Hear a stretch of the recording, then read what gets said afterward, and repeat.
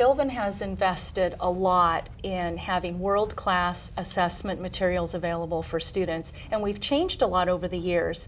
And so now we've moved to the STAR test for reading and math. And so how is that working in your centers? I love doing assessments with kids. It's my chance to get to meet them, to introduce them to Sylvan. You know, sometimes kids feel like school is a scary place or maybe they're not having a good experience.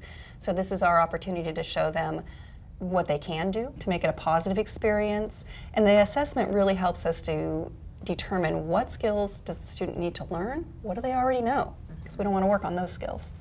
And it sets up the program for them and gives me an opportunity to get to know the student, and then when I talk with the parents, I can explain what type of program we're going to be creating for that particular student. The assessment now is so short. It is. I love it. It takes about an hour. The student enjoys it.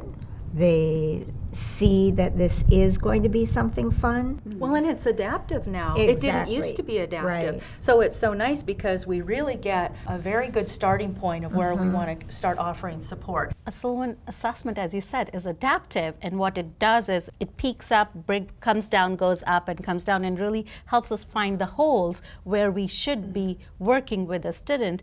And in the back end, and that's where technology is so great, it lines up what I call a Sylvan line, that we work only on skills that a student needs to work on, and we're not going through an entire second grade curriculum with a student because they might know pieces of it, but because of that assessment, we can identify those skill gaps that a student needs and work only on those skills. I think it offers parents some numbers or where their child is compared with others or compared to their grade, or what do they need to work on, which they don't always get with homework not going home, with textbooks online. It's very difficult for parents to grasp where their kid is. And I think that's what the assessment does.